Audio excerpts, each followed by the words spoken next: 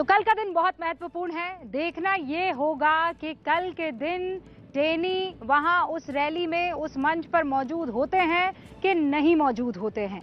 प्रधानमंत्री नरेंद्र मोदी शाहजहांपुर में रैली करने वाले हैं। अजय मिश्र टेनी वहां पर दिखते हैं या नहीं, हर किसी की नजर है। अगर वो नहीं दिखे तो समझ लेना चाहिए कि प्रधानमंत्री उनसे बहुत नाराज चल रहे हैं। दूसरी तरफ ऐसा लग भी रहा है कि उत्तर प्रदेश में प्रधानमंत्री नरेंद्र मोदी बीजेपी के प्रमुख चुनावी हथियार के तौर पर अब इस्तेमाल किए जाने वाले हैं। उनकी ताबड़तोड़ रैलियां होने वाली है। सवाल यह है कि क्या यूपी में भी हर चुनाव की तरह बीजेपी प्रधानमंत्री के ही भरोसे है?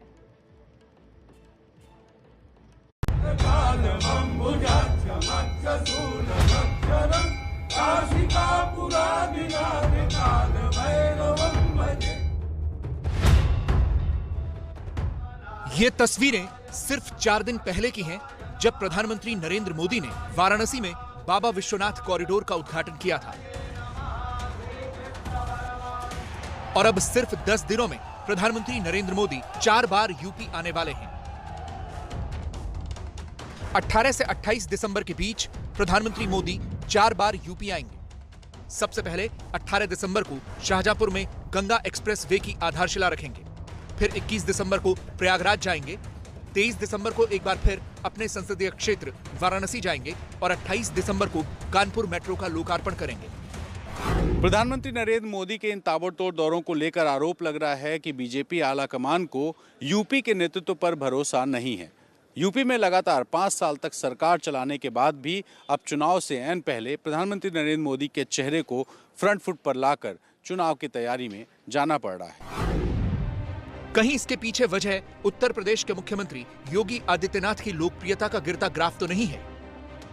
सी वोटर के सर्वे में दावा है कि 10 दिन के भीतर यूपी के सीएम की लोकप्रियता 2% तक गिर गई है। यह सर्वे कहता है कि 6 दिसंबर को योगी आदित्यनाथ की लोकप्रियता 44% थी, जो 9 दिसंबर को बढ़कर 45 हो गई। लेकिन 13 दिसंबर को 41% हो गई। उसके बाद 14 और 15 दिसंबर को 42% रही।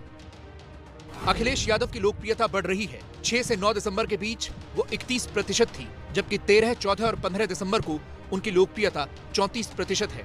इसी तरह से मायावती की लोकप्रियता 16% से घटकर 14% हो गई है। ये ग्राफ बता रहा है कि सीएम के तौर पर अखिलेश की लोकप्रियता बढ़ रही है। बीजेपी पर अखिलेश यादव लगातार हमलावर भी हैं। जहां तक सवाल बुल और बुलडोजर का है, उत्तर प्रदेश की जनता आज परेशान है। क्या कोई कल्पना कर सकता है कि योगी सरकार में जिंदा गायों को दफना दिया जाए?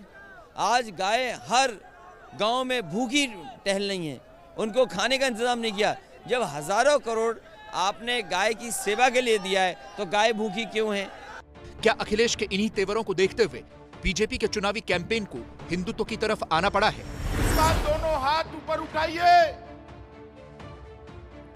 बजरंग बली की मुट्ठी भींचे और प्रचंड आवाज से बोलिए, जय श्री राम, जय जय श्री राम। केंद्रीय गृह मंत्री अमित शाह आज लखनऊ में थे, जहां निषाद पार्टी और बीजेपी की एक संयुक्त रैली थी। अमित शाह ने अपनी और यूपी की सरकार के काम गिनाए, लेकिन राम मंदिर और काशी विश्वनाथ का जिक्र भी किया। सालों तक हमारे आराध्य प्रभु श्री राम को तिरपाल के मंदिर में देखा है। इतने सालों तक प्रभु श्री राम का मंदिर बनने से किसने रोका? आप सभी को मालूम है, मुझे भी मालूम है। मगर अब जब मोदी जी की सरकार आपने 2/3 बहुमत से बनाई, पूर्ण बहुमत से बनाई, मोदी जी ने कुछ ही समय पहले आकाश से भी ऊंचे गगनचुंबी प्रभु श्री राम के मंदिर की नींव डालने का काम किया है, नींव डालने का काम।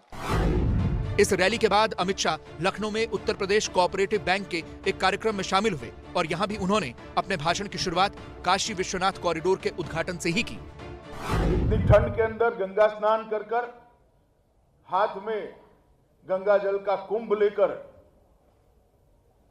जब उन्होंने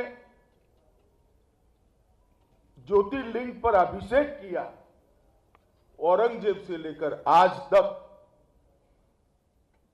जितने श्रद्धालुओं के मन हत हुए होंगे, उनकी आत्मा भी जहां होगी, वो सबको संतुष्टि मिलने का काम।